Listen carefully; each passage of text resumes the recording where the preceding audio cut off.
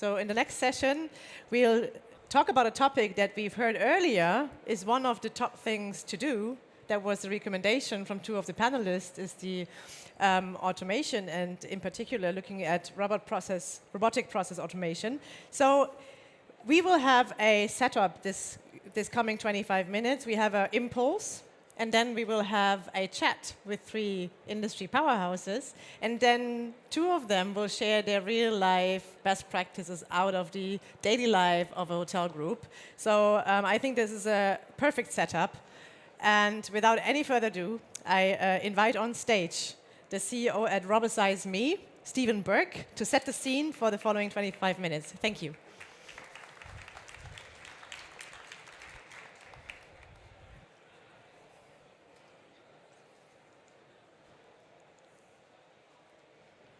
All right, cool. Looks like we're hooked up. Thanks for joining us today. What we're going to talk about is hotel automation and artificial intelligence. Some people call it RPA. The new term is digital workers. But what we really want to talk about is how hotels are and will continue to benefit from the combination of AI agents and digital workers. And we're going to get some insights from our special guests from Louvre Hotel Group and Radisson Hotel Group. The people that are going to join us today, besides myself, I'll introduce them in a minute. It's the CIO of Louvre Hotel, Radisson, and Pierre-Baptiste Lechamp who's Director of Distribution Tech for Radisson. And let's see if I can get the little video to work.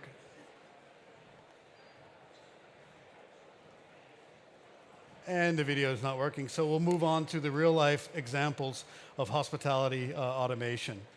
So in this particular case, we're going to talk about the use of digital workers to basically replace human workers for some kind of manual and repetitive task. In this case, it's with Louvre Hotel Group. We have more than 1,500 hotels to deal with in the CRS, and we have to manage rate codes, which is a common use case for many hotel groups.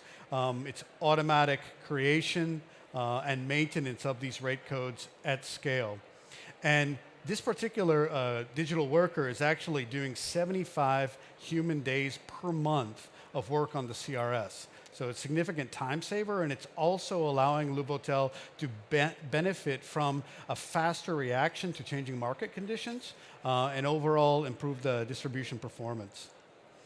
Radisson Hotel Group are using sponsored ads for the OTAs. And what this is doing is using a digital worker to dynamically adjust sponsored ads, the duration, the details, and provide, again, faster responses to changing market conditions. Louvre Hotel is also doing something with payment voucher reconciliation. So payment voucher in this case are the ticket restaurants, the Ed & Reds, the Sodexo, the Bimpli.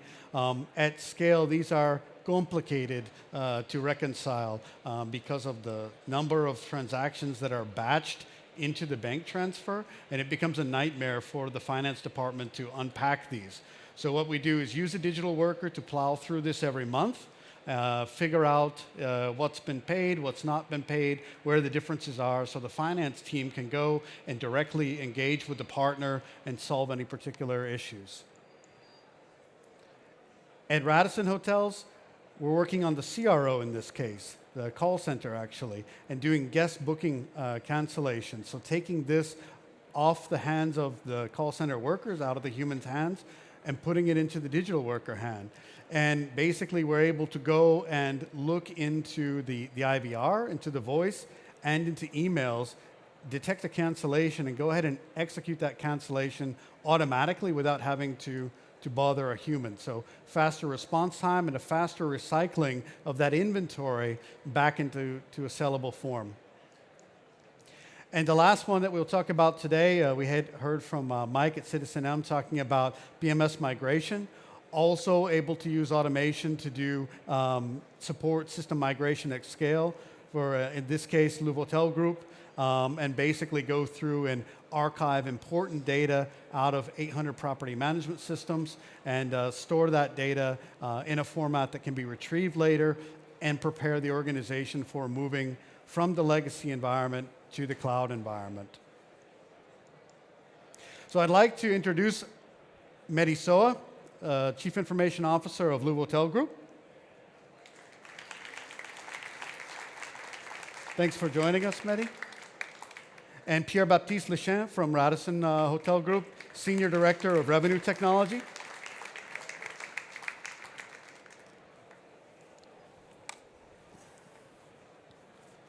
And now the grilling begins. So we'll direct this question first to Mehdi. How did you identify the potential of the technology and decide on what business cases would become the first proof of concepts? Hello. Okay, sorry. Hello, everybody. So I'm Radisson from Louvre Hotel. So for years at the IT, we say that IT people are lazy. So, and this is true. And this is why we are looking always for finding solution to don't do the job. So for the robotization, it exists for years, and it was for testing system. And then it evolved to automate business process. The problem that I wanted to do that for years at Louvre, but when we work with generic companies, they don't understand the language of hospitality. So we need to pay them in order to find the use case, to explain what is a PMS, to explain what is a rate code. So it was a loss of time and of money. And then I discovered RobosizeME, and the guys are already in the hospitality world, so we win all this time. And we can go directly to some use cases that we are feeling it every day, because at Louvre what we are trying to do is to automate everything, to avoid having human interaction where it's not necessary to have it. So making data entry or copy-paste, we can avoid that by doing injecting data in the database or by using APA. But not all the solution allow us to do that. So this is where the robotization arrive, and it can help us to do the setup, as he was talking about, setting the rates, setting the room types. So the data comes directly from the hotelier, and through different step of validation, it's go and it is populating directly the different systems. Thanks, Mehdi. I'm going to ask the same question to PB about at Radisson. Sure, sure. So for us, it was, of course, very important to find efficiencies into the process. When we think about the advertisement on the OTAs, we also wanted to a bit break the habits of the hotels that used to spend, because they simply used to spend on the OTAs. Oh, now it comes this month, I'm in low season, I'm just going to invest, because I used to do it for years, I can tick the box, and then I will just sit and wait that the business comes in. And we wanted to break a bit that habits in making sure that thanks to the automation, we could also bring data-driven decisions into the process. So of course, the first point was to free up time to the revenue managers to focus on strategic decisions, but then on the top, it was also to make sure that we could check the return of this action afterwards on the different channels.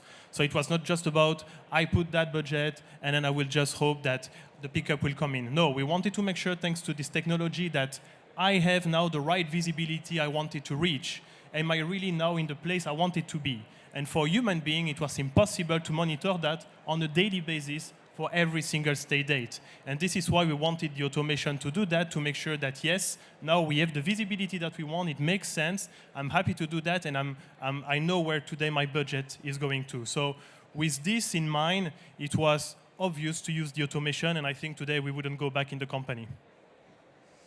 Thank you. Great insights. Mehdi, how did you get the buy-in from the internal stakeholders when you wanted to do this? It was easy and difficult at the same time. When I introduced this concept to my business partner, they were shocked that something like that exists and no one talked about it, okay?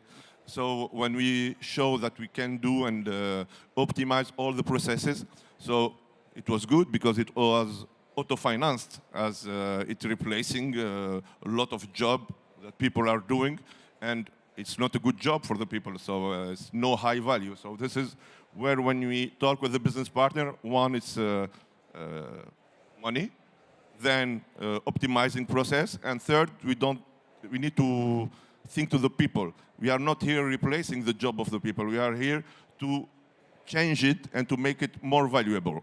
So when we start, so this is how we convinced the business partner. after that, the first day that we wanted to put it live, the robot, my business partner make a nightmare. And he was seeing a Pac-Man eating the setup in the CRS. He thought that the robot wanted to do that. So when he saw that he was a good robot and he's only doing the job during the night, so it was only a nightmare, and that was okay. But yeah, there is some psychological limit on that.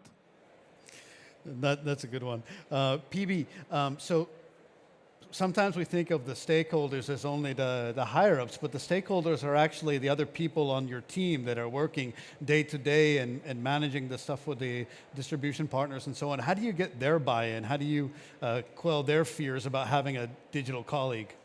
Once you have the right business case, it's easier, obviously, to convince people, right? So if we take the example of the contact center today, where we have a bot able to access the mailbox, read the emails, and being able, thanks to some keywords such as cancellation, amendment, modification, already take the action to go into the PMS, read the cancellation policy, and apply the changes automatically, and you can afterwards count the number of hours that a human being would have spent to do that.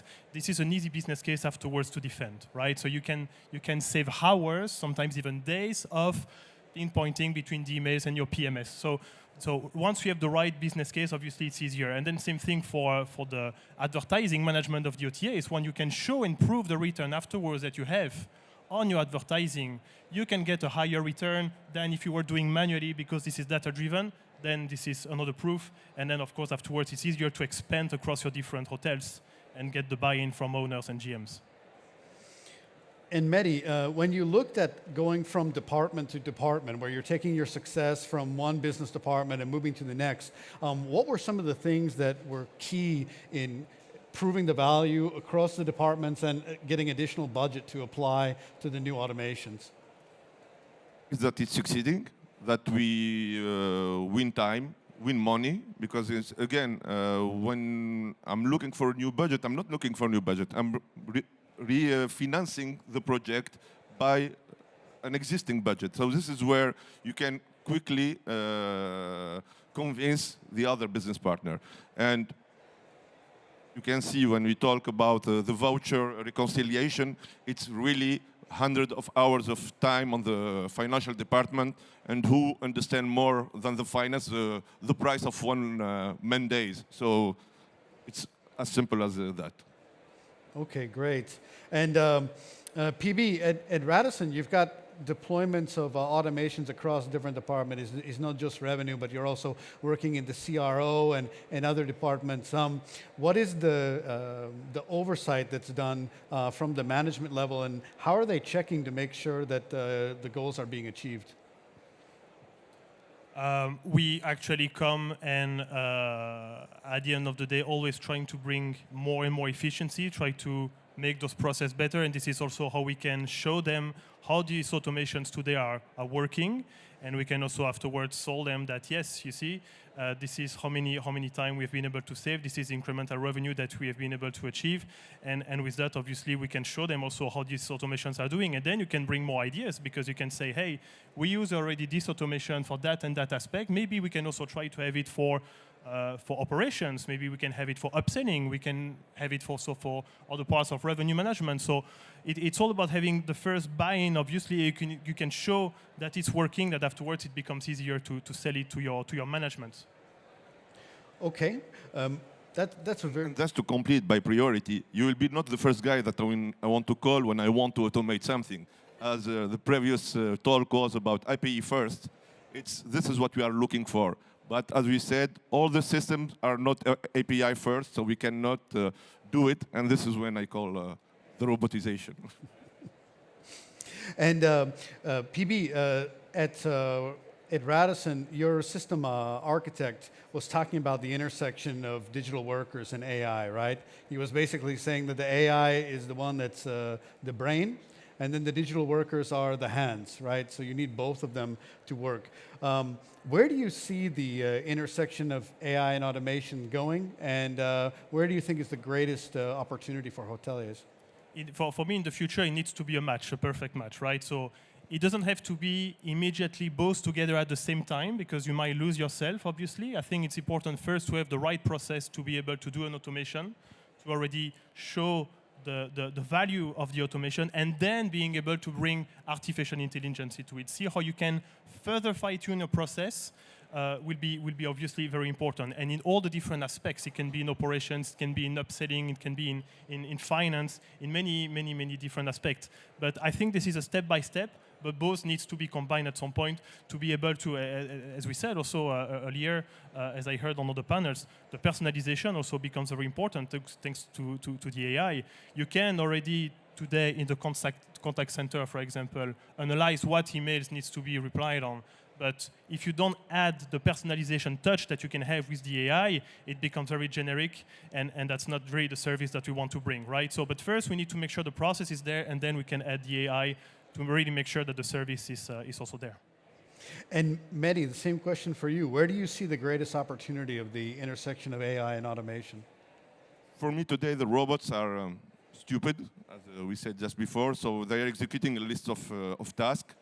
The AI will improve that because the robot don't take decisions today. So tomorrow the mix between robotization and AI is to create intelligent agent where we will have the AI will interpret what the customer, it could be an internal customer or an external one, what he's asking for, and then we have a batch of robots that will execute the different tasks.